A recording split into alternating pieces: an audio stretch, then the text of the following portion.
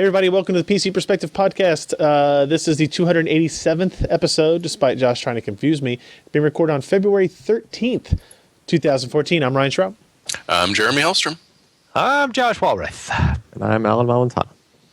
And we are here. We're actually recording on a Thursday, so if you're wondering why this is showing up in your RSS feed late or on YouTube late, it was my wife's birthday yesterday, so we actually moved the recording from a Wednesday night to a Thursday night. So if you watched me on Twitch earlier today, you get a double dose of Ryan. Ugh. Yeah, Ken's already complaining because he had to hear me get out the wet wipes several times. So yeah, exactly. Wait, what?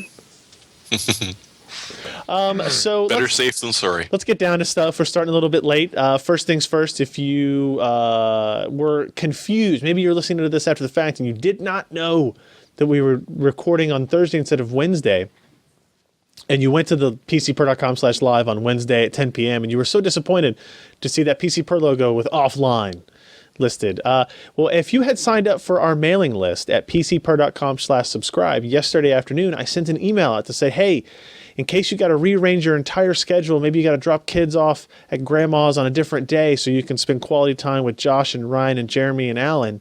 We're going to move it from Wednesday to Thursday. So I let everybody know a day in advance. And then, because we were starting at kind of an erratic time, I sent another email out like 5 or 10 minutes before we went live, before we crashed the first time. So that is what you get if you go to PCPer.com/subscribe. You put in your name, you put in your email. We don't use it for anything other than that, probably. And we will let you know when all that kind of cool stuff occurs. Speaking of cool stuff that's going to occur, how about on February 22nd, which is a Saturday, the gaming group in our forums, which is at forums.pcper.com, are hosting a virtual LAN party. You mean the Fragging Frogs? The Fragging Frogs, indeed. You can see clearly the frog logo right here, as Lenny has set it up. So this is... it's a virtual LAN party, which means essentially, even though everybody's separated through time and space, we will get together in a virtual way to play video games together, otherwise known as online multiplayer. But it's kind of fun. They set up a TeamSpeak server. Everybody could join. You talk together like you're kind of you're in the same room. You know, there's multiple games that are being tossed about. Battlefield 4, UT 2004. Yeah, nice. Left 4 Dead, Need for Speed, World of Warplanes, Alien Swarm. So they'll switch between many of these games throughout the day, and there'll be different groups that are playing different ones. And you can see some of the players that are listed that are going to be there. I think Jeremy said you're going to try to stop by. Josh is going to try to stop by. I'm going to try to stop by for it. And it's not this Saturday. It's the February 22nd. So, and it will go from 10 a.m. Eastern until when people stop playing, and it'll. You know, you don't have to be there at 10 a.m., obviously, to sign in. So all the information can be found if you go to the forums at.pcper.com, go to the gaming forum, and then look for the thread here called the Saturday, February 22nd, 10 a.m. Virtual LAN Party number 5, and go hang out with some of us and the guys in the forums. So looking forward to that. That should be fun. Let's talk about some hardware stuff, I guess. Run through a couple of the shorter things first. Lee posted a review of an NZXT case, the H440 white mid-tower case review. This is a unit that comes in 2 different color schemes. It's got a white and then a black and red, which I actually think the black and red design looks pretty cool, but I know a lot of people are fans of the white designs. This is you always like the Rebels more than the Imperials anyways. Yeah, exactly. This is interesting. Gone are the 5 1/4-inch optical drive bays, and in their place you get 3 120mm intake fans. In addition to providing excellent case cooling with 4 included fans, the H440 is also very water cooling friendly with support for water cooling radiators on the top, front, and rear of the case. So it's a pretty interesting design. I think I'm okay with doing away with the 5 1/4-inch bays. I think some of you guys might say otherwise. Is that right? Optical discs forever. Okay. Blu-ray. You know, we talked about this before. Yeah, I like Blu-ray. Higher quality audio than just what you get with streaming. Yeah. So HD master, whatever. I like it. I like the sound. They just don't provide that on streaming. Do you think most people are using headphones, headsets, or maybe like non-high-end surround speakers on their PC though? Especially their enthusiast PCs? I don't know, because also consider this. I stream Hulu and Netflix Hulu to my Blu-ray player out on my TV. And I notice a difference in sound in those applications. Sure. So it doesn't matter if it's, wearing your headphones or not. And also, inevitably, you do get some blockiness and pixelization with the content that you simply just don't get with a Blu-ray disc. I mean, who streams 25 gigs in 2 hours and is going to let you do that? Nobody right now. 50 gigs. If I don't know, but if you find them, let me know. Yeah, no kidding. And I'll speak up for Maury as well. Where are you going to stick the fancy new radiators that they've got, which are mounted in the 5.5 inch or 5.25 inch? You got fan controllers, and you brought up high-end audio. Well, there's some DACs which are mounted in those slots. So maybe you don't use them for a disk drive, but it's still kind of handy to have one or two of them. Just duct tape it to the top of the case or something. Yeah, there's that too. Yeah, drill a hole through the top so any cables that can go through need to come through, or you can use a Cooler Master Stacker. I don't know, Allyn. What's your thought on the lack of 5.25 inch? Well, if your beef is only for a disc, like a CD, DVD, Blu-ray drive, then I would just say get an external at this point.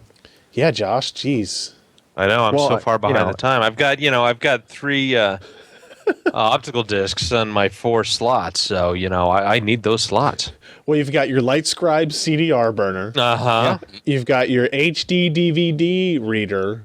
Hey, and I've got that. Do you have the old Plextor 5 CD changer? I've got that Kenwood 7-inch laser disc sitting in there. The True reads CDs like nobody's business. Another that thing was like CD 4 reader. or 5 sheep, wasn't it? Back in the day? 4 or 5 sheep? That's a lot of sheep to trade for a disk drive. That was BlindRate used sheep as a rating for the ability of a CD player to defeat DRM. Okay. For the longest time. Another feature of this case I like, if you go to the screen here, it has an LED light on the back panel, right? So where your motherboard tray is, what the motherboard connectors are, where your connectors would be for your add-on cards, have little LED lights that you can turn on and off. I think that's a pretty cool little feature. Most people tend to have their cases in the darker portions of their rooms, so especially with all the stuff that Josh keeps on his, you got to keep that kind of out of the kids' reach for sure. Mm-hmm. I think it's a pretty neat case. Go to the site, read the review that Lee posted up there. It is, I'm trying to find the price of it, $119. It almost looks like they left all the bays there. They just stuck fans in front of them instead. Probably that is the case. I mean, they're not just going to put metal plate there. Look at it. That's the case right there. It is the case. Yeah. Probably the case. Yeah. So check that out. Maury also posted a review, as Jeremy kind of alluded to, of a Koolance EXT440CU liquid cooling system. This is an interesting take on the idea of a self-contained water cooler. It's not really a self-contained all-in-one, but if you look at it, it is kind of a miniaturization of what the Koolance Exos units used to be, right? So you get the radiator, the pump, the reservoir, all kind of in one self-contained unit. This will mount in 5.25 inch bays. So if you have that H440 that we just talked about, don't buy this, I guess. Or don't buy the case. And Maury also tested along with it the CPU 380i CPU water block.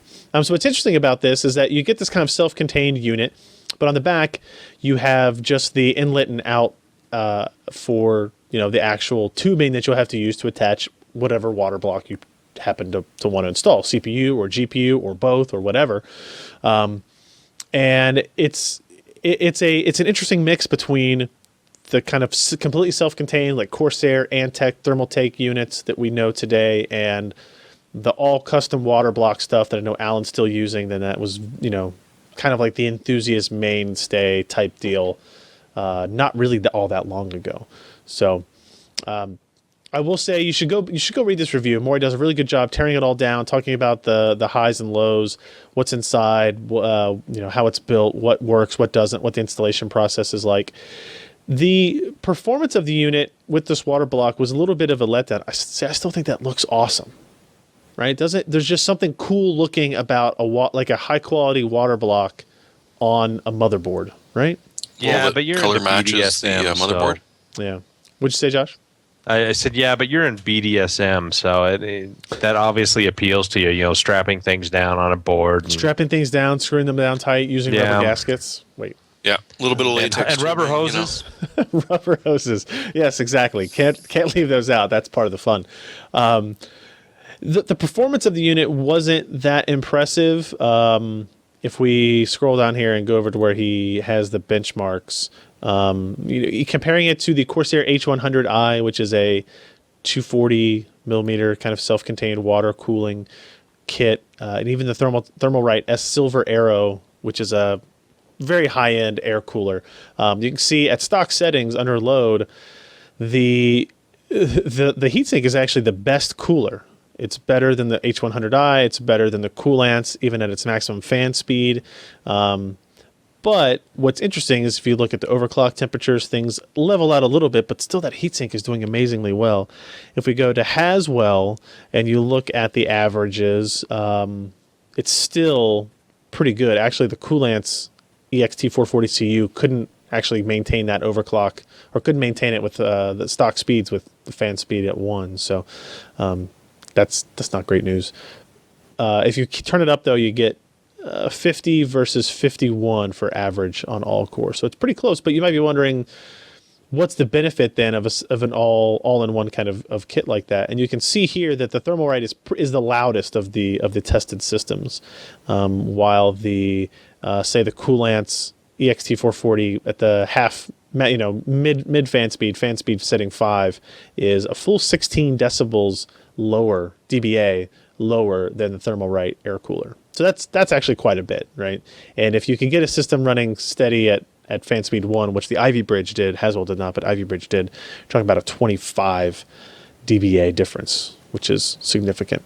And the other thing I'll mention here is that we're getting a water-cooled graphics card we're going to add into this loop, because the theory is that this has a lot more power than is being showcased here, and that at the same fan speed settings, adding a GPU into this loop with the processor will still maintain the same temperatures on the CPU, and something that the all self-contained Corsair unit wouldn't be able to do, and obviously the heatsink itself wouldn't be able to do. It's not cheap either. I think it's like $350 for the combination of that water block with that unit. So there you go. Check that out. That's pretty cool.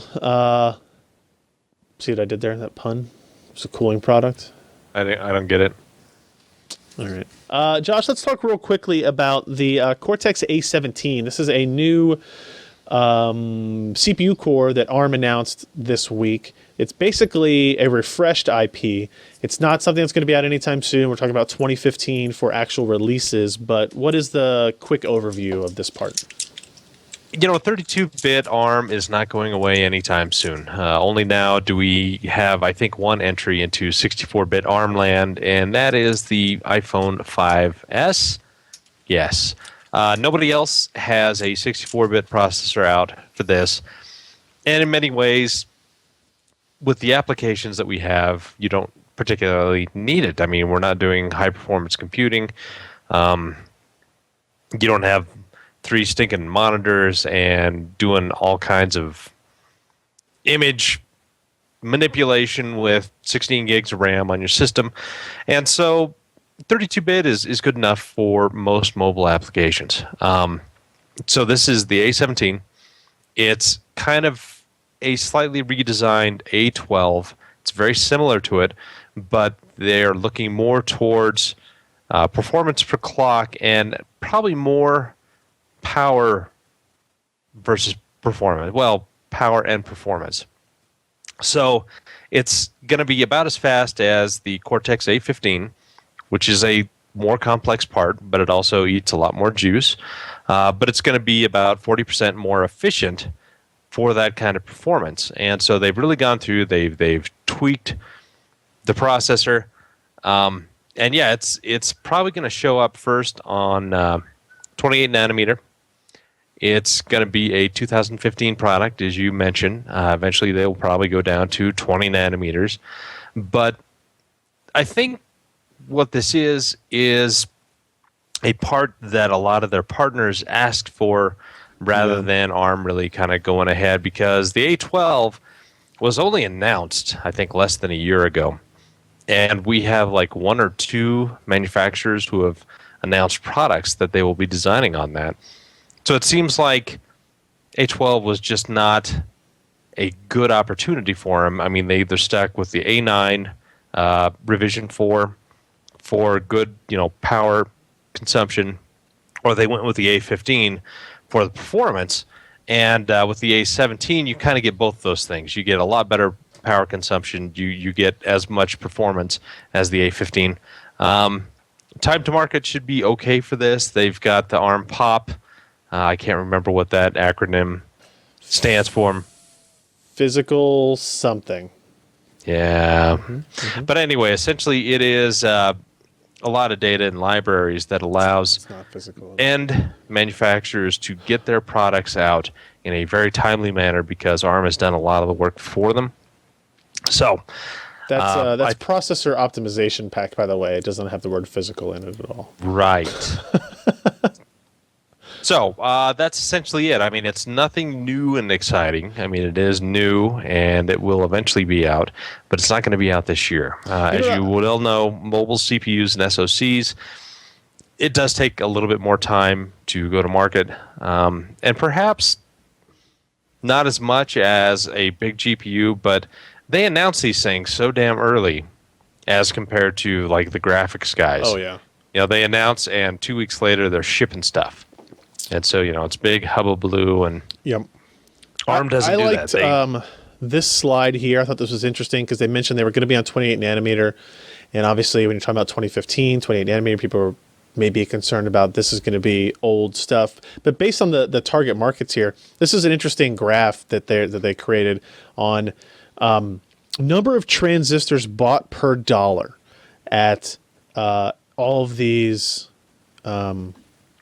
different nodes, right? So at 40 nanometer, you get about 16 million per dollar. At 28, you get 20 million per dollar. At 20 million per dollar.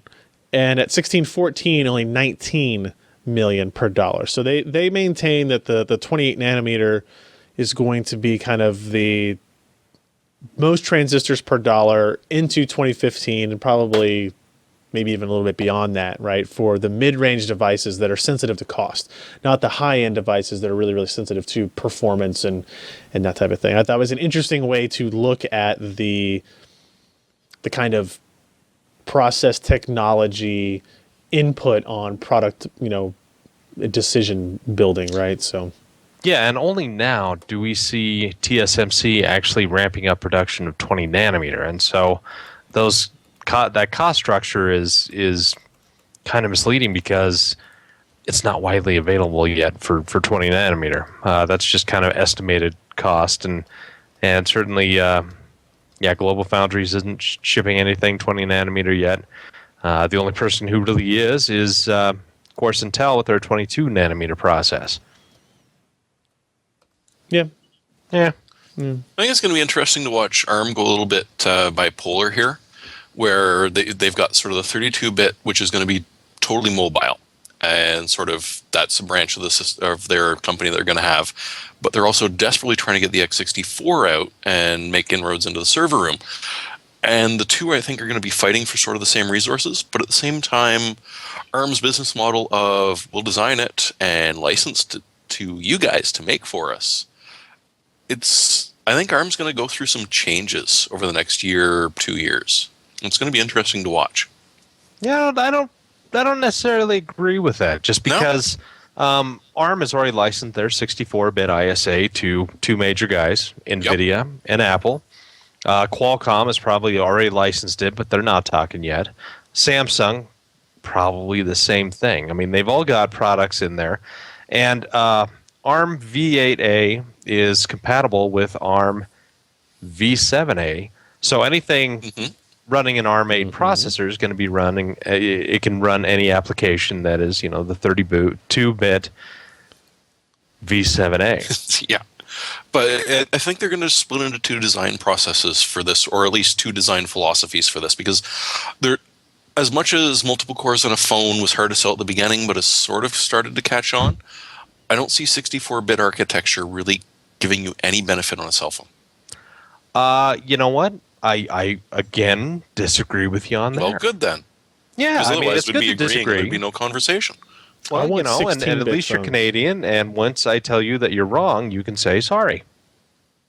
Maybe. But anyway, you know, we're going to have 32-bit probably until 2017. That's a long And time. once we start getting to that point, I mean, we're just going more and more mobile each year. And we're going to have all the Denver stuff out. We're going to have 3 years worth of Apple 64-bit. We're going to have Qualcomm out with their 64. We're going to have Samsung. We're going to have AMD with the 64-bit processor that they're pushing into server. And it won't make any sense for ARM to really do anything more in 32-bit after about 2016. And so we're going to see the A17. And I would almost bet that we might see one more iteration of a 32-bit processor, maybe something more along the lines of the A7, except, you know, Yep. a beefier version that can utilize 20 nanometer and 16 nanometer and 14 nanometer stuff.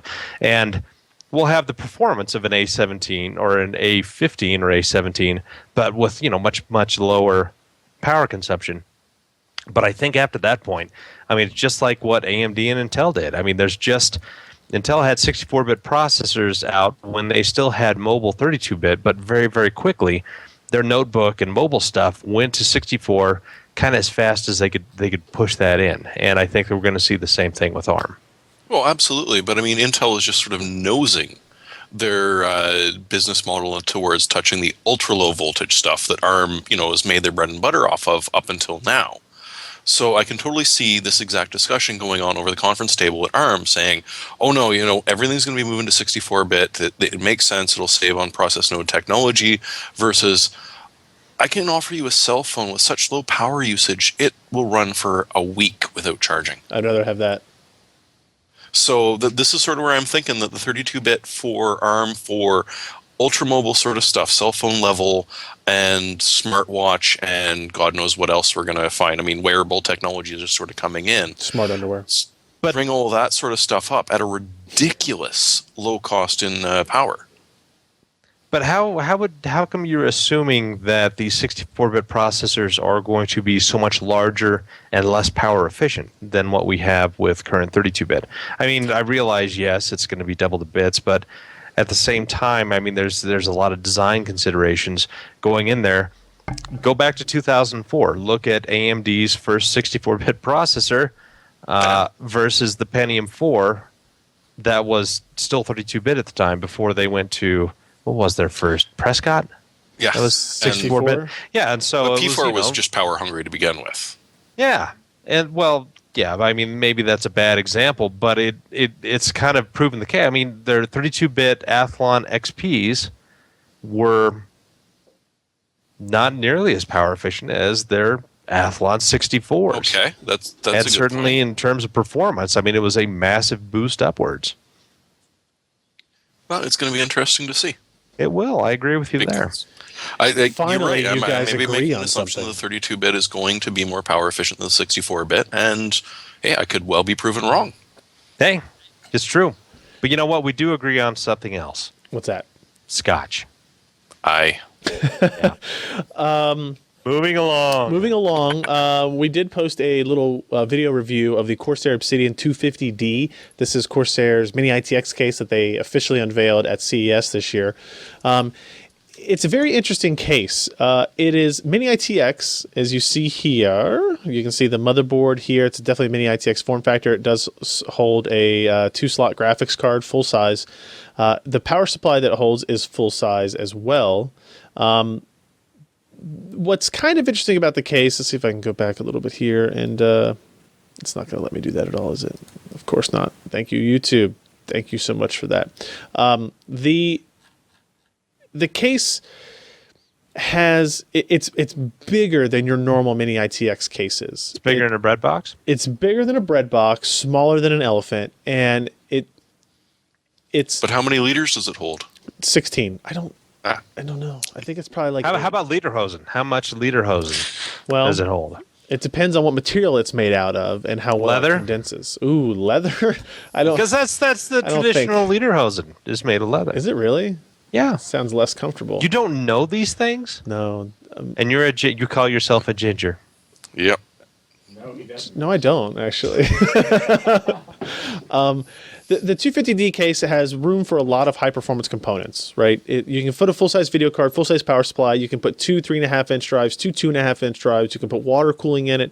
The problem is the only kind of like mini ITX restriction you have is the mini ITX motherboard, and it's a little bit bigger case, which is good because it's easier to work in. It's easier to get cables where you want them. If you have a full size power supply and you have extra cables, it's easier to find a place to put them, but it's also bad that it's bigger because you're trying to build a mini ITX system. If you have this Corsair 250D next to like the EVGA Hadron Air, there's a dramatic difference in the size of the cases. So it's more of a matter of what the user wants. Do you want a mini ITX system because you like the mini ITX motherboard and you want to add high performance components to it, but you like to have some room to work and you're not really concerned about getting a super small design? If so, 250D is great and it's only $90 or so.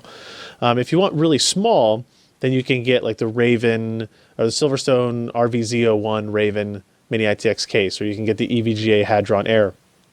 The 250D kind of fits in between something like the EVGA case and say Corsair's own Obsidian 350D, which is a micro ATX based motherboard, right? So, or based case. So it'll fit micro ATX, which keep in mind that micro ATX is bigger than mini ITX. And it's kind of interesting. We actually have a BitPhoenix Colossus M case in here that we haven't really gotten a chance to test yet, but based on the box and what I know about the case, it's probably going to be very similar in size to the 250D. And that one will hold a micro ATX motherboard, which gives you a little bit more options. Maybe you can get SLI or Crossfire running if you want, and what trade-offs you get with it. So I don't know. I think it's a pretty cool case. It has a lot of functionality. The features on it are fairly substantial. A lot of cooling options for such a tiny design, but it's a weird compromise between a mini ITX and kind of like a small micro ATX or regular ITX case, and it wouldn't surprise me if that kind of throws a lot of people off. But it's good. Go check out the review. It does look video. bigger on the inside.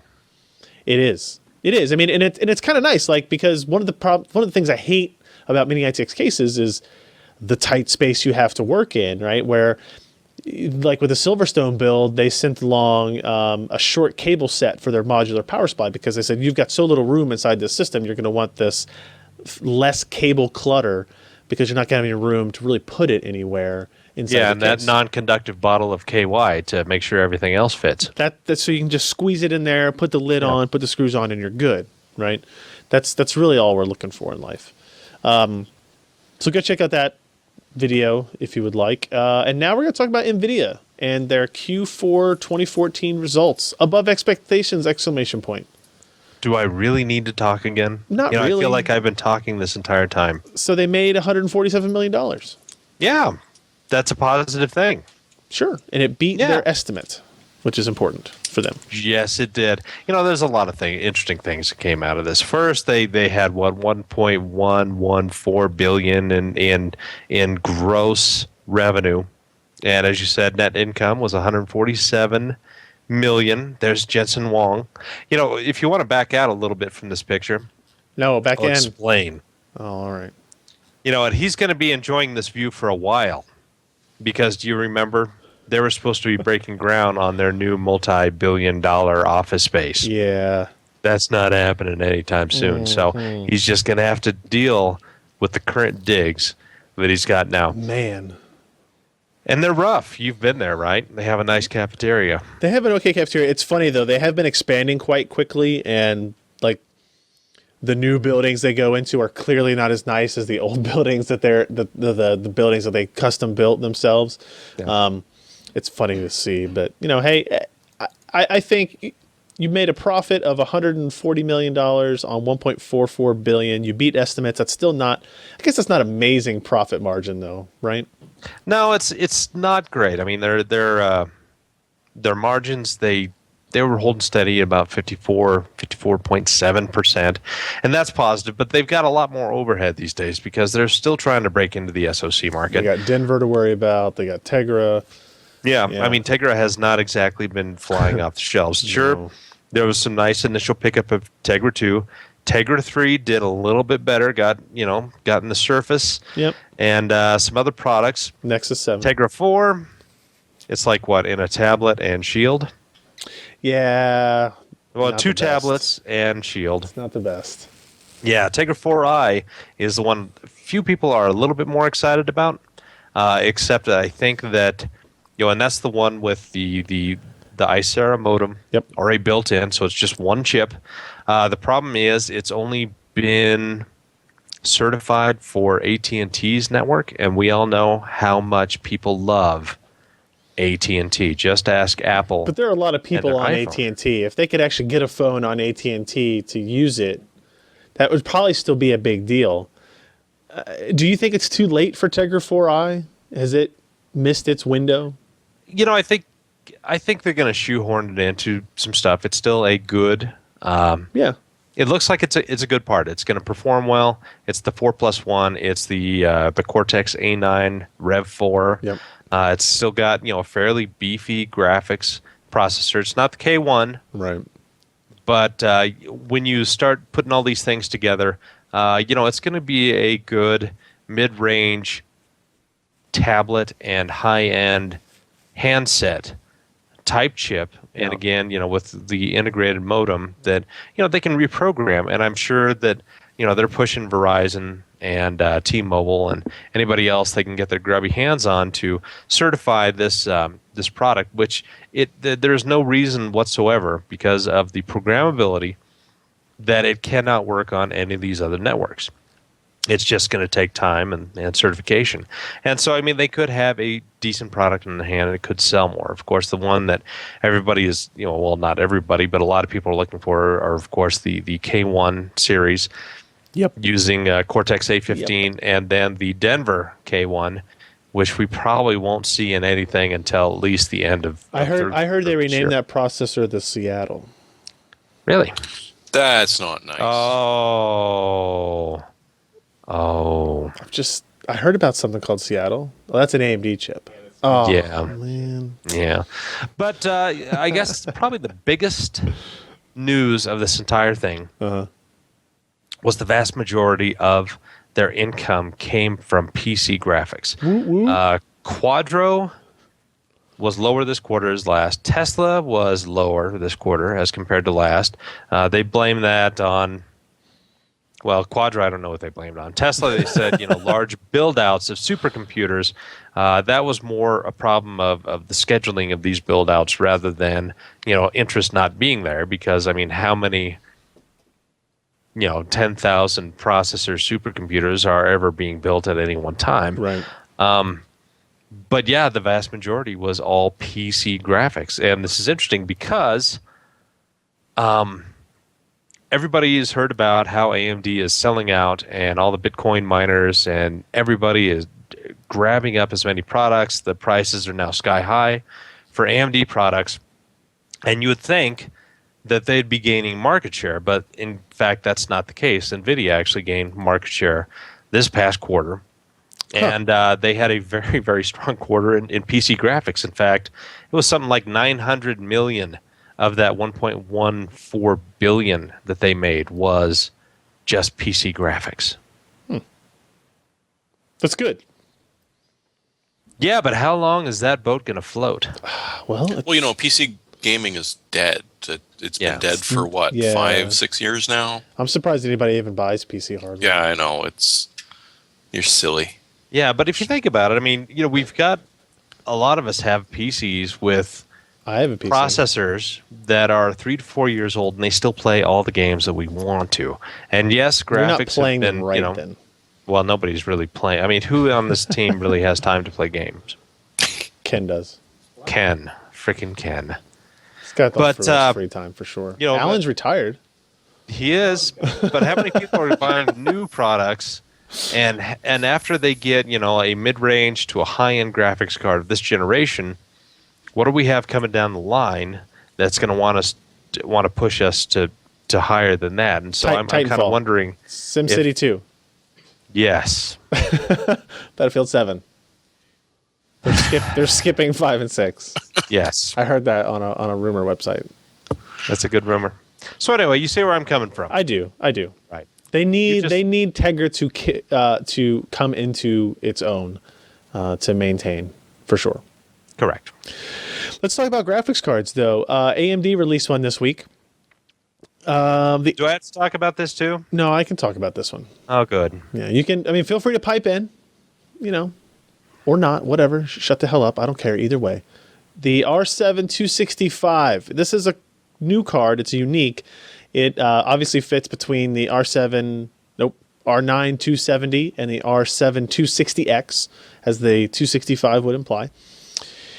But in my opinion, it shares much more in common with the R9 270 than it does with the 260X. If we look down here at our spec little diagram here, so the R7 265 is right here in the middle. You can see the little yellow lines that indicate what we're comparing.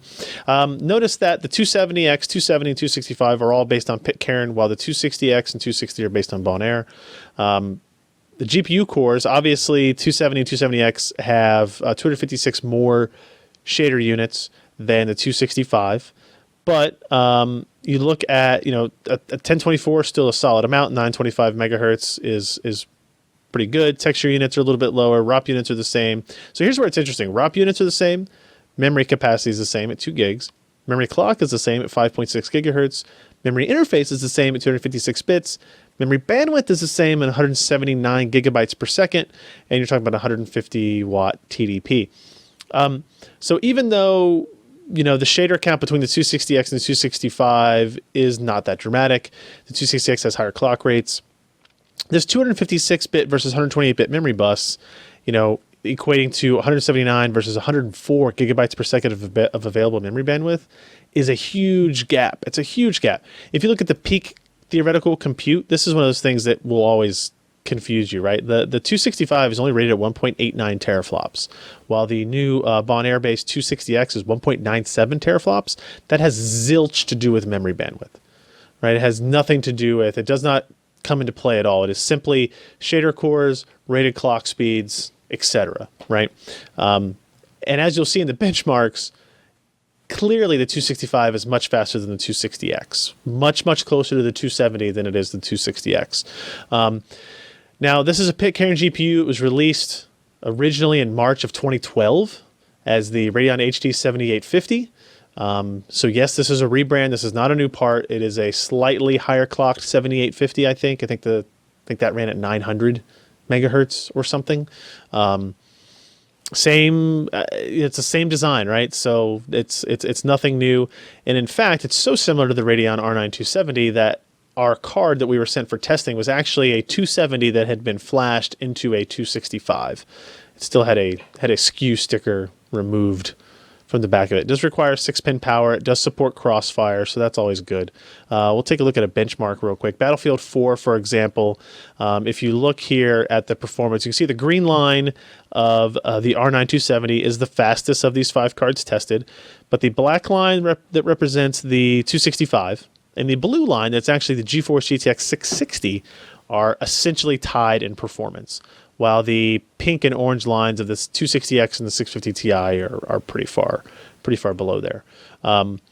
That's pretty much a trend that is repeated throughout some of the tests. If you look at Metro last light, you see very similar things. Green's up top, blue is up there as well, black, but then orange and pink are down at the bottom. So the R7 265 is a very, very good performing video card. Its power consumption is pretty much exactly between the 260X and the 270. 225 watts is total system draw. It's rated at 150, of course, but it's not pulling near that much. Compare that to the GTX 660, which is up at 258. So we're talking, 25, 30, what is that? Do my math for me. 33 watts higher than the 265. So here's what's interesting about it, right? So the R7 265 is not out yet. The reviews went up this week. It's not going to be available till the end of February or early March. I'm going to lean towards early March. It has an MSRP of $149. That's awesome, right? You're talking about a card for $149. It has 2 gigs of frame buffer. It can do 1080p gaming at pretty close to maximum settings on all of today's games. That's pretty impressive. And how many minutes do you think it's going to remain at that price before it spikes up for the Bitcoiners? It could be 0. It could be many. I don't really know. So here's what's interesting. Look at this little table here. The 660, if I'm looking, again, I'm looking at MSRP prices, what they're supposed to be selling for in the market. The GTX 660 is $199. The 270 is $179. The 265 is $149. The 650 Ti $149, and the R7 260X $119. So if you look at MSRP, the 265 versus the GTX 650 Ti, it's not even close. The R7 265 is the faster card by far. And if they're both $149 and you actually go to purchase them, easy choice to make, buy that AMD card.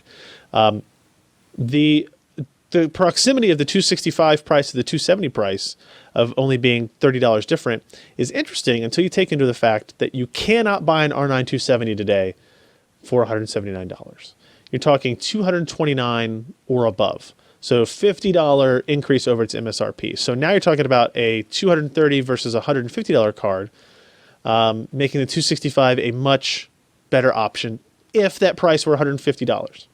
The question will be, when this card goes on sale in the beginning of March, will the price immediately skyrocket up because of coin mining and GPU shortages like we have seen with these other graphics cards?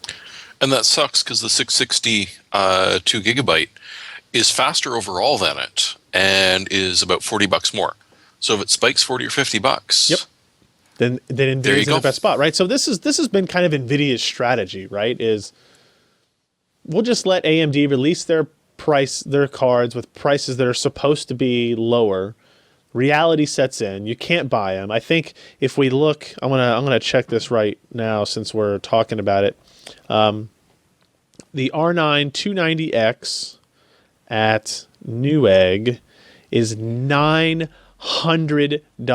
The lowest price for an R9 290X on Newegg today is $900. You get one with the water block for the same price. Yeah, the one with the water block is also $900. But we're talking about the Gigabyte standard one, the custom one, the MSI custom one, the XFX crappy. Oh, hey, you can get one for $670 used. Yeah, great. On Amazon Awesome. or $770 new. Yeah, I mean, for $1949, you can get a Core i7 system with one of those included. That might be your best bet. You get an Ivy Bridge, Ivy Bridge E processor, 16 gigs of memory, or you could buy one of these mining kits, right? That has an AMD Sempron processor, 3 Radeon R9 290Xs, and a 1500 watt power supply, which obviously goes back to my issue. For an extra $1,000? Yeah. God, we are living in end times. Wait, that's a great deal actually, because that's if they're $900 a piece, you're talking $2,700 for just the cards, and It's running a Sempron. Yes. And 4 gigs of RAM. Yeah, but it's got a 1500 watt power supply. I bet it does. That 1500 watt power supply is worth $369. No, $436. Oh Jesus. Oh, okay. I take it back. Maybe that's out of not stock, so too. bad. So actually, I was talking with Corsair today because I needed another AX1200i power supply, and they're out of stock on those either. Those as well. They're like way back ordered because of this crap. I'm so tired of this shit. It's driving me insane. But back to the story at hand, NVIDIA's like laughing up a storm, right? They're missing out on some sales because they're not as good at coin mining, for sure. But they're getting people into their ecosystem. So what this allows NVIDIA to do is not change the price of the GTX 660 because they're not really competing at the MSRP level that AMD has set.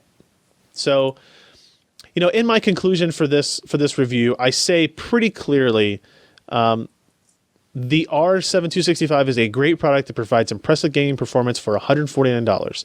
If AMD had the ability to release these cards now, then I think this launch would have been considered pretty much flawless. As it stands, NVIDIA has a whole lot of time to plan and react with either new products of its own or just price adjustments. Or they can wait and see if these prices actually are accurate in any sense of the word. And it sucks for me because I'm trying to write this story and it's like, this is such a great product. It's a great price. It's really aggressive. It's $50 better than what NVIDIA is offering. I have no confidence that this part will actually be available at that price. I just don't have any confidence in it anymore. And so I almost at feel the low end, you're not looking at the huge price hikes as compared to the high end. I mean, you're looking at $25-$30. well, the R9 270 is $50 higher. That's 30% increase. 33 179 plus 50, but you're looking at like 30% jump up in price. $50 is not as much as going from $549 to $900, but if you look at the percentage wise, it's not that much different. It sucks for people that are even those people that are on the AMD Red 30% team. versus 85%. Yeah, it's not even that much. $50 on a $150 card is a lot. If the R7 265 comes out and it sells for $199 instead of $149, which I think is probably pretty realistic, AMD loses its advantage, right? In the gaming market. They don't lose their advantage in the coin mining market, but they lose their advantage in the gaming market. And I think that's what NVIDIA is counting on right now. They're just kind of sitting back. They're going to wait. They're going to say, AMD, you do what you want to do. Reviews will say what they want to say, but when it comes to somebody actually spending their money, are they going to do it? There better be nobody listening to this show that is going to buy an R9 290X for $900 to game on. Don't do it. Haven't we taught you better? That's stupid. Like, even if you're the biggest AMD fanboy in the world. That's what I'm saying. At $900. If you pay $900 for a 290X and your purpose is gaming, you're an idiot. Then fine, spend an extra $100 and buy a Titan. No, if you're going to be that dumb, just go all out. no. Buy a 780 Ti, right? Like that's like if you're willing to spend $700, $800 on a video card for gaming, which I think is too much to begin with for 99% of the people, you can get a 780 Ti for $669, $230 less than a 290X. How much would two 7980s cost you? Roughly the same? Maybe a little bit more? To what? 7980s. 7980s from AMD, previous generation. What's a 7980? Or 78. 78. 7990s? 7780? No, What the hell am I looking for here? I don't know. You talking about the dual GPU card? No. Buying two of the previous generation high-end AMD No, they're cards. still going to be expensive. I mean, 7970. 7970. It's $79.70. a $500 Not card. 7980. I mean, that's how a much GTX, are they right now? That's $469, $529. There's only two of them available left. Oh, then never mind. I mean, they're the exact same cards as the 280X, because right? I mean, the R9 280X is still overpriced for what it is. Yeah, right? well, it's going to be more expensive. $529, $529, $549. Yeah. It's remember back in August when the 7970s were being sold for $299. $200? Or they $299. yeah, they were $299, right? They were never $200, were they? Well, when they were on the 7950s, as they were being phased out, Oh, the 7950s, yeah. they were $200. That's why I have one. I don't know what to say, like, because I feel like when I say this kind of thing, there's gonna be people they're fans of AMD and they're just gonna say AMD loves it. They're selling them for way over. AMD's not making this extra money No, I mean they're selling it to their partners for the same amount. Yeah, because PC Connection were offering these products at MSRP, but Newegg and Tiger Direct and Amazon, all these other all guys, those they guys. have massive markups. You cannot say that AMD is selling. They see no these- benefit from this, and I stand by the statement that in the long run it will be bad for them because as soon as that cliff hits where these GPUs are no longer the best option for coin mining of whatever kind, and that could be next month, it could be 6 months, it could be 18 months. I have no idea when it will be. When that happens, they haven't gained any goodwill with those miners. Those miners don't care if you're using AMD or NVIDIA or ASICs. They're using whatever is the most cost-efficient method.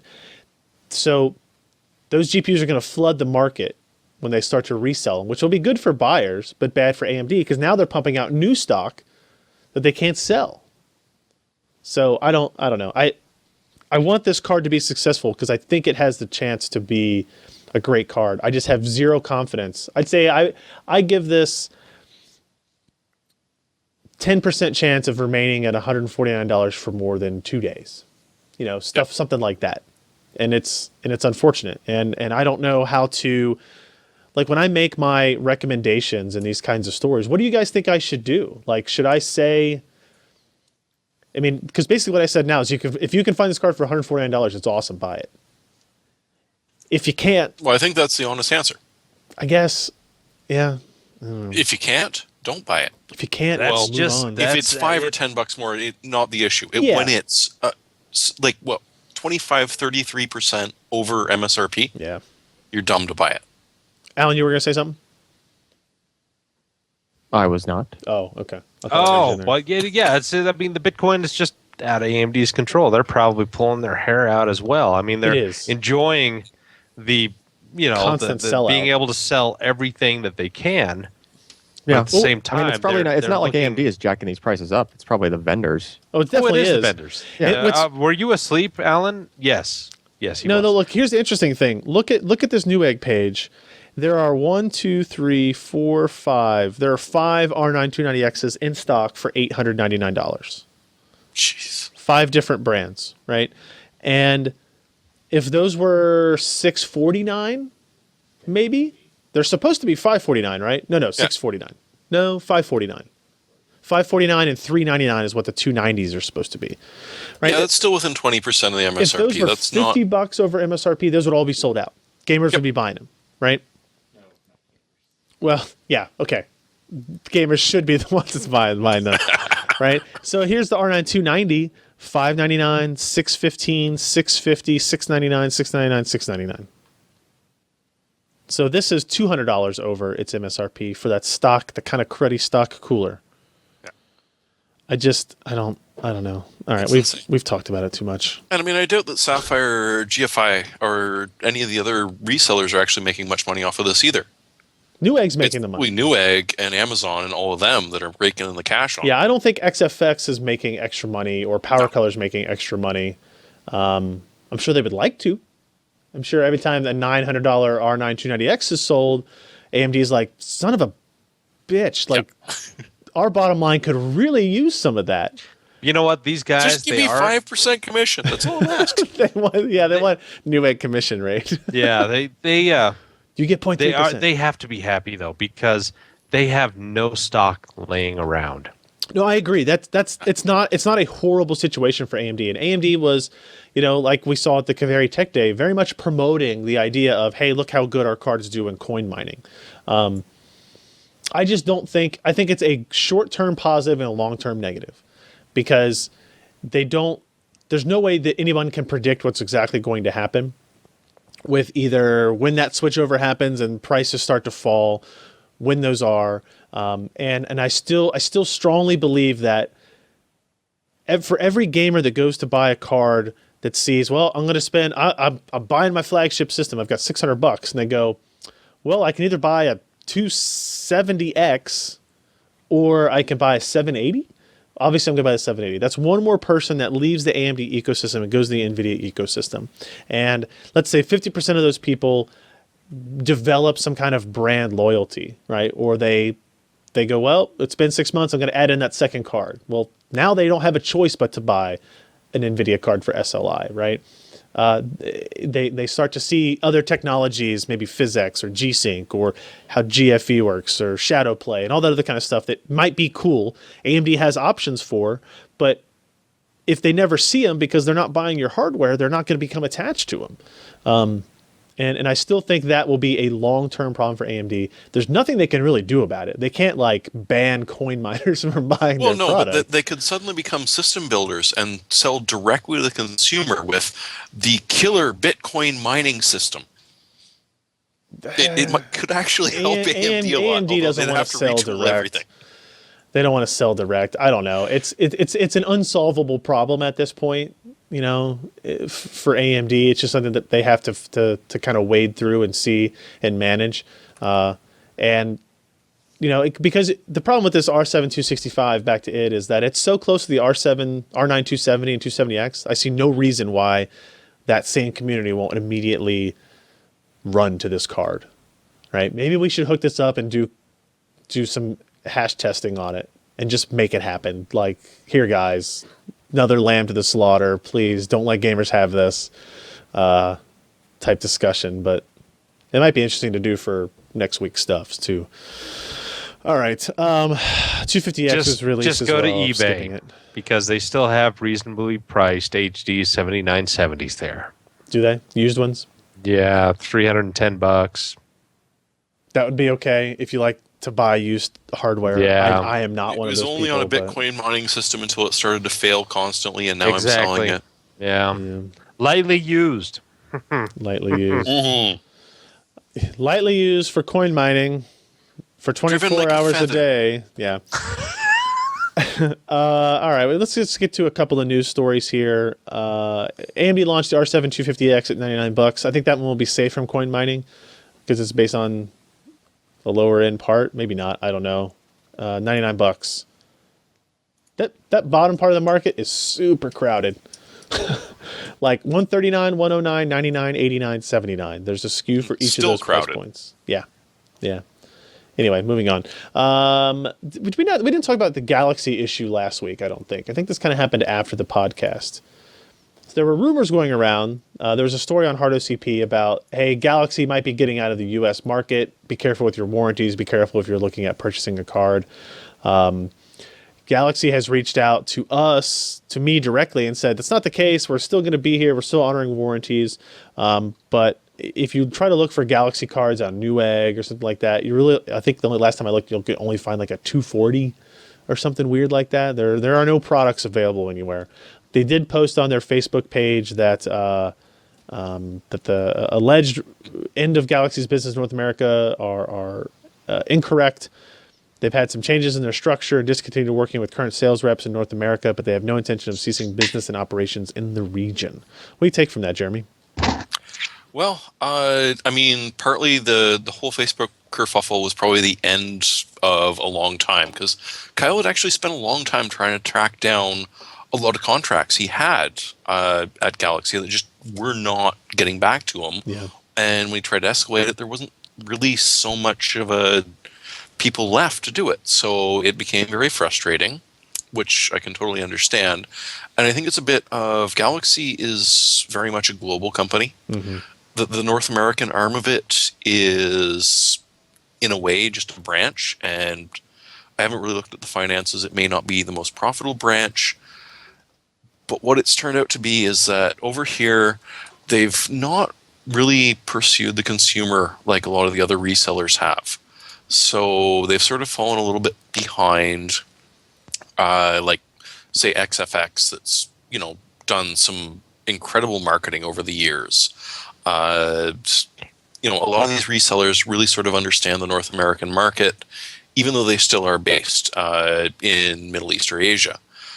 Galaxy really hasn't sort of jumped on that lately, which is sad because, and as I posted, it was the 9800 GT that I posted because Galaxy has been around for forever. Mm-hmm. Like, they really have. So, I hope that what this means is that Galaxy is realizing that maybe they haven't been offering the service that a lot of people over here were expecting, and they really need to sort of retool from head office overseas to the branch offices out here to try and convince them that,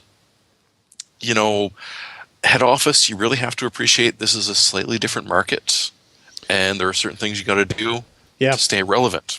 If you look at this Newegg page I brought up, I searched Galaxy GeForce. There is two systems based on it. One card, the GeForce GT 640. Yeah, the cards under 100, the systems are under 1,000. Yeah, and actually, this So, one's out of stock. I'd hate to see them go, because one thing that's really good for the consumer is competition in the market.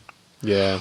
On the other hand, I still am not sure I'd recommend a Galaxy card right now, because if they do decide to cut their losses and pull out, it's RMAing over to overseas is not the most fun process, as I know you know, and I know. The parts listed on BestBuy.com, which has been Galaxy's biggest in, was that they were in Best Buy stores.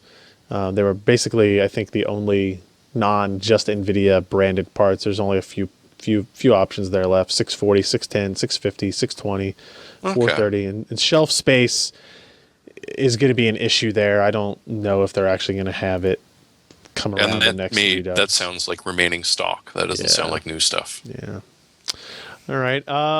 Josh, what do you think about IBM considering leaving manufacturing? You mean like IBM leaving notebooks? Or leaving desktops? Or leaving servers? And what do you think? Just leaving? Leaving things. You know what? I don't know what to think. Other than they're the guys with the numbers. They see where the market's going. They think it's probably more profitable to focus on their software group rather than hardware. Manufacturing is turning into a pit right now. Used to be you could buy a pretty damn good fab for $1 billion, and anymore you're investing 7 to 8 in a new fab. And who do they do foundry work for? Themselves? A couple other people? I just remember them as the big partner with AMD for all those years. Alongside Motorola, IBM, and AMD were kind of a nice little triad that, they're some of the first to bring out copper interconnects. Yep. Some other technologies. And, in the past couple of years, IBM has not been at the forefront like they used to. Yep. And I'm kind of wondering if Global Foundries won't, reach towards ATIC and say, hey, got a couple of $1 billion you could spare. Let's buy them up. Yay, money. Money. Jeremy, were you going to say something? I'm just curious. Do you really think they're going to buy them up? I mean, Intel's got Fab 42, which is sort of mothballed. Yeah. Who else is TSMC? They're not really in a position to buy. Ken says Apple could buy it. Maybe we could buy it. Maybe you could. Apple would buy it. You could rent a space in their fab. Like It'll be $12? a 3x3 space in the clean room where you could stand unmolested. Ooh. But that's about it. Well, never mind. Okay, let's move on. We're going to talk with Allyn about something that Fusion IO may or may not be doing for my database. What's Fusion IO doing to my database, Allyn? If you had a database. I have lots of database. Well, I don't think you need this expensive of a storage device for your database. Jesus, I hope not. Well, there's a cheaper one, but still. There is a cheaper one. So Fusion IO has now sort of moved into the rack mount storage appliance. I guess that's a fancy little front plate there. Yeah, they're basically just taking arrays of, and contrary to the thought of Fusion IO, it's not entirely flash storage. What? These are all hybrid devices. All right. So you're talking like, dozens of terabytes of hard drive storage, or up to hundreds of 176? 192 terabytes of disk space. 192 terabytes is their top disk capacity. Well, those are the cheaper ones. I mean, the high-end one, what was it?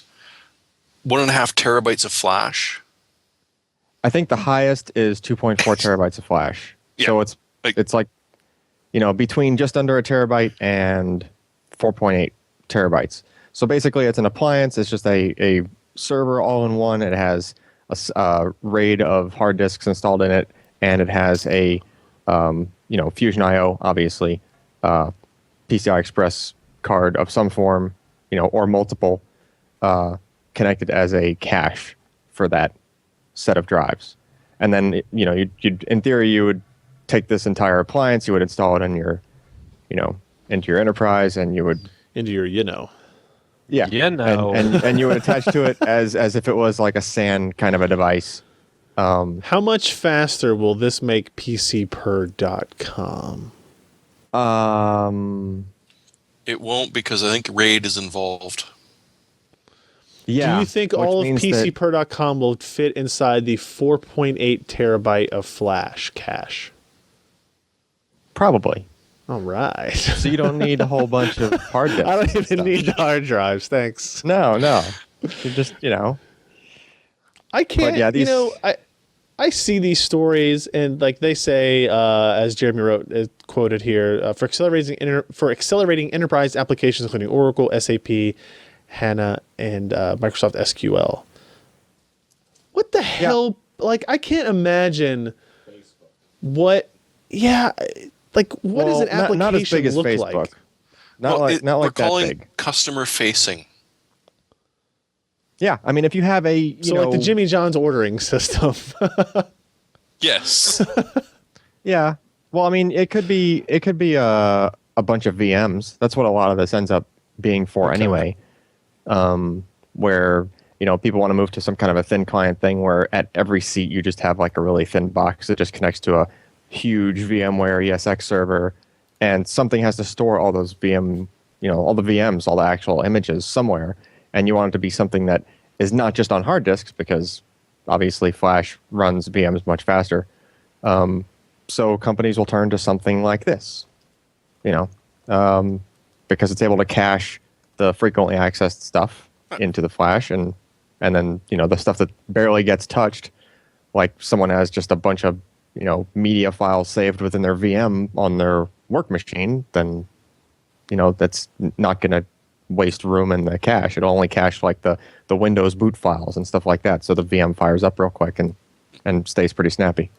And you use the 200 terabytes on the back end on the spinning Rust to store a locally stored backup, and also use that for the IOPS to send it out to the cloud to back it up there.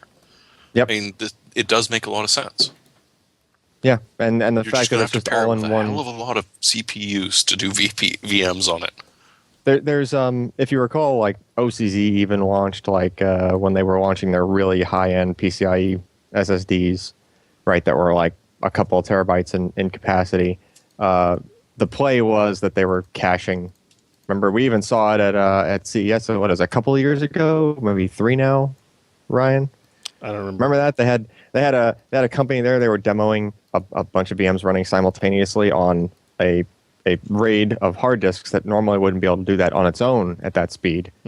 But because they had one of their OCZ R4s in there, and it was acting as a cache with some kind of a software layer, right? Well, these devices kind of take all that stuff out of the equation, right? It's just one device. It's the storage array and it's the caching, and it's all in one. And if you're a company that doesn't want to have to worry about trying to support multiple layers of something, you're not sure if this company's thing is going to work with the software and that's going to work with your existing SAN, right? Then you just would get one of these instead. That would be what you start with. Was there a price on any of this crap? I didn't see it, and I probably don't want to know. Yeah, Jeremy, did you remember if was there any pricing on it? Well, there were sort of hints, and guess what? Like $4.99. This is enterprise level. $4.99. Add And 3 those zeros. hard drives are probably not just hard drives. They're going to be the SCSI equivalent of eSATA. So yeah, you're talking tens of thousands of dollars easily. Okay. All right. Well, Yeah. When the same data sheet that lists the specs also lists the options for support contracts and stuff like Yep. that, you're talking expensive gear. I mean, this is the high end stuff. I have my A+ certification. I don't need no stinking support contract.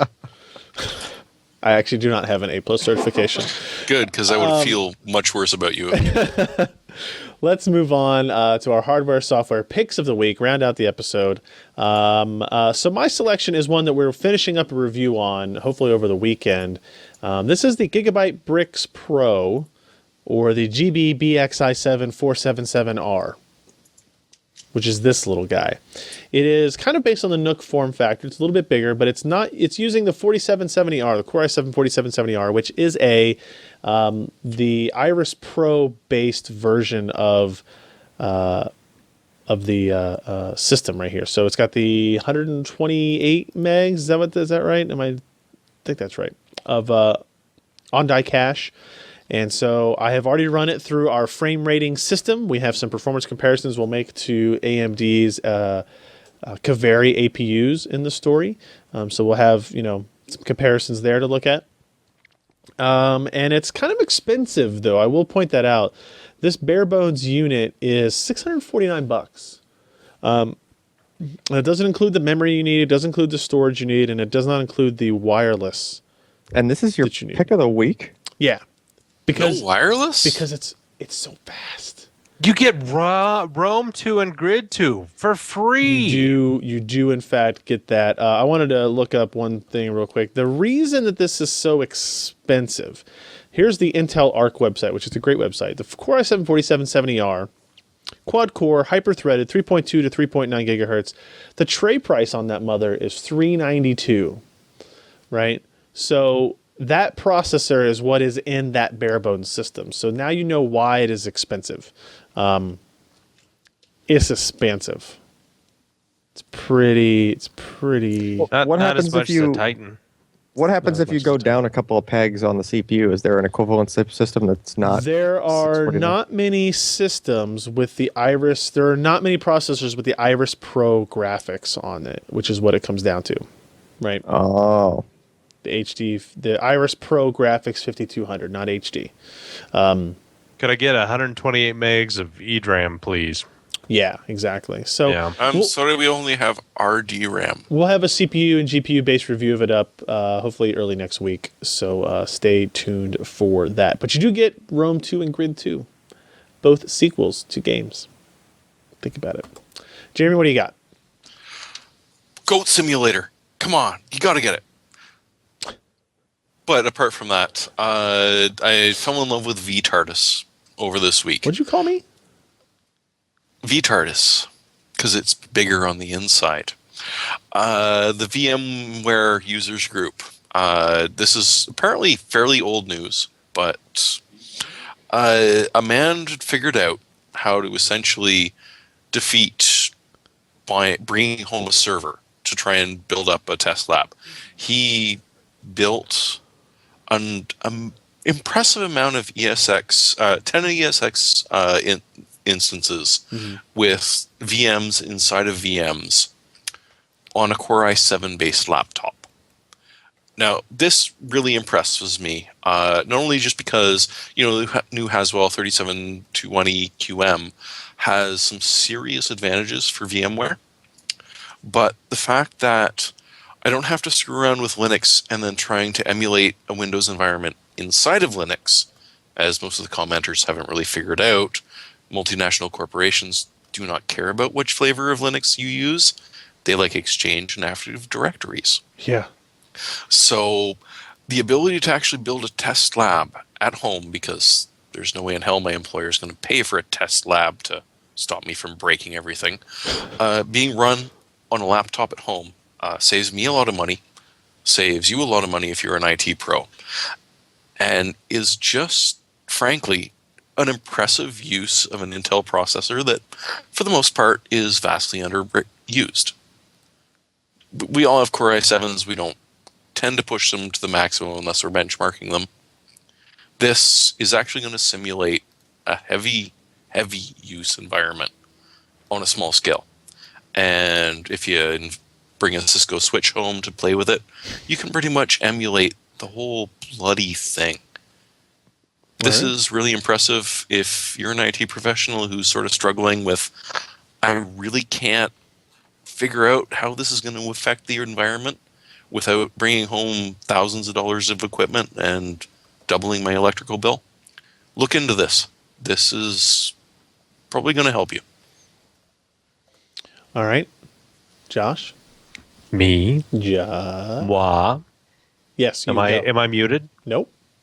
Should I be? Most of the time. Hey, wait a minute. I've got to get some color. Wait for it. Wait.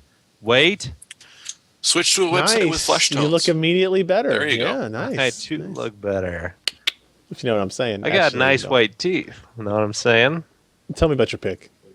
Anyway, you know what? I've been kind of looking at these monitors for a while, and I would like one. Great.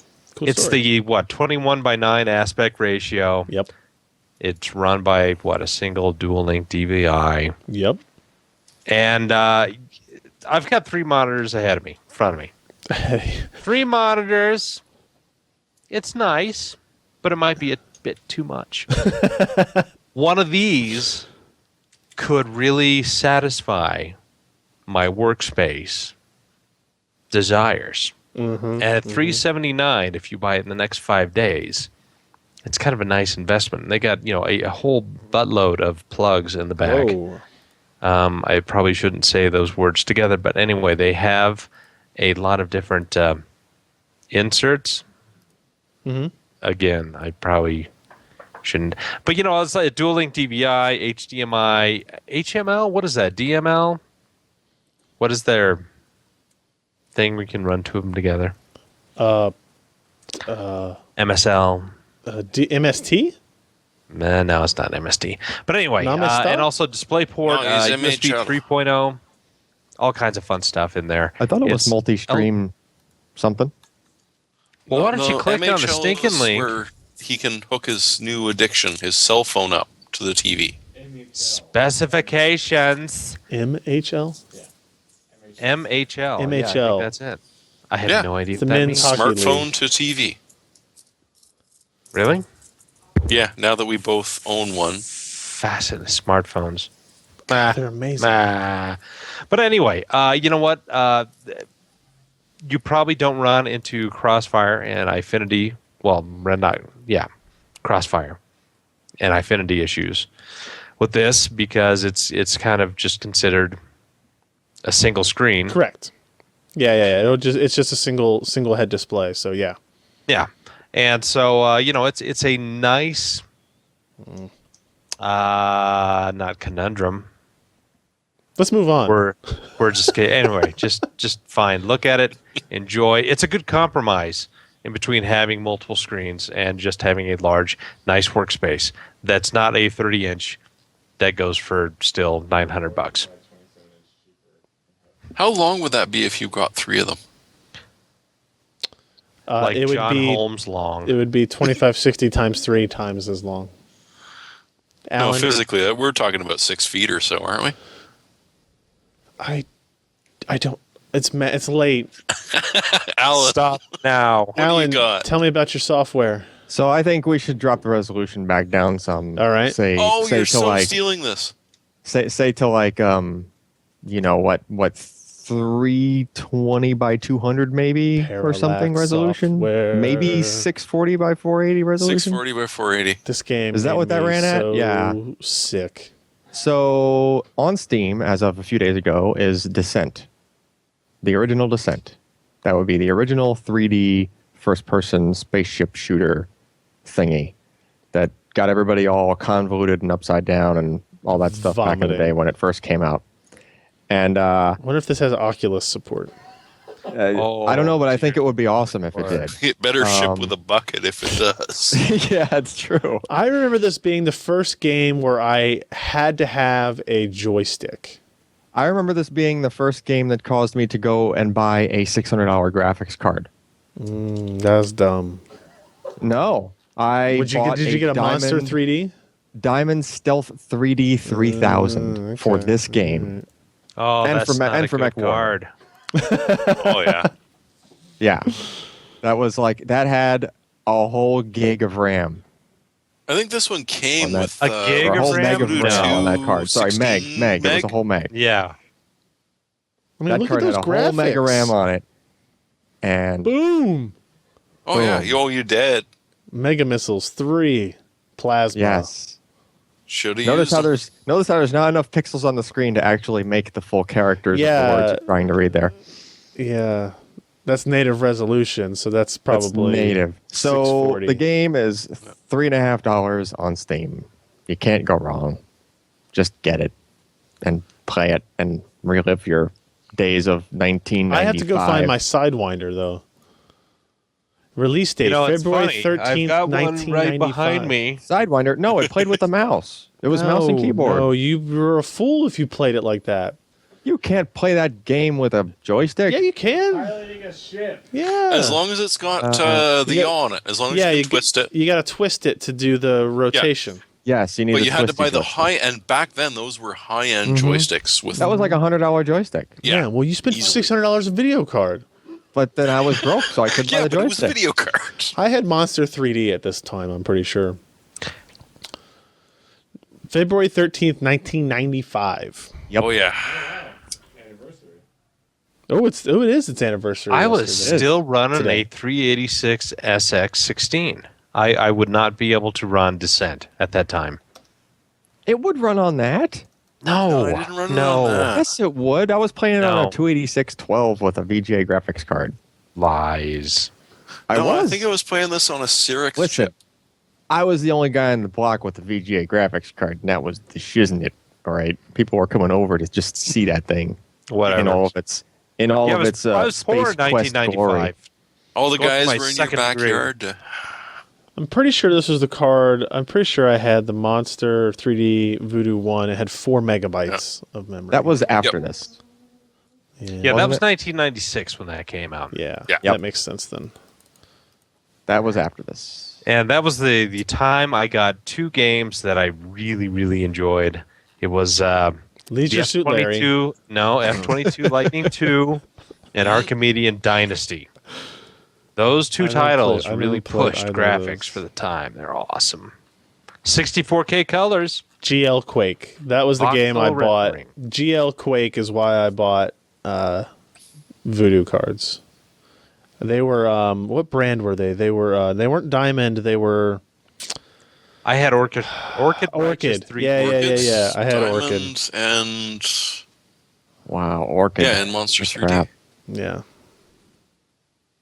Anyway, so that's our show. Yeah, I've retro got an stuff. Orchid Righteous 3D back there. It's- Next week we will probably be back to our normal schedule. So Wednesdays at 10 p.m. Eastern, 7 p.m. Pacific. So you'll get the show a day ahead of when you would normally get. You only have to wait 5 or 6 days to get your show this week. That's exciting. Nobody agrees. All right. So again, pcper.com/podcast, pcper.com/live, pcper.com/subscribe. Those are the URLs that you should be visiting. If you want to see the video version of this, youtube.com/pcper, or you can just go to pcper.com/podcast. We include the videos embedded on each and every single post, so you don't have to miss any of it. It's amazing. So I guess that's it, guys. Thank you for joining us for our special Thursday edition of the PC Perspective Podcast. It's now Friday, but it was a Thursday edition when we started recording. I'm Ryan Shroud. I'm Jeremy Hellstrom. I'm Josh Walrath. And I'm Alan Malventano. Goodbye.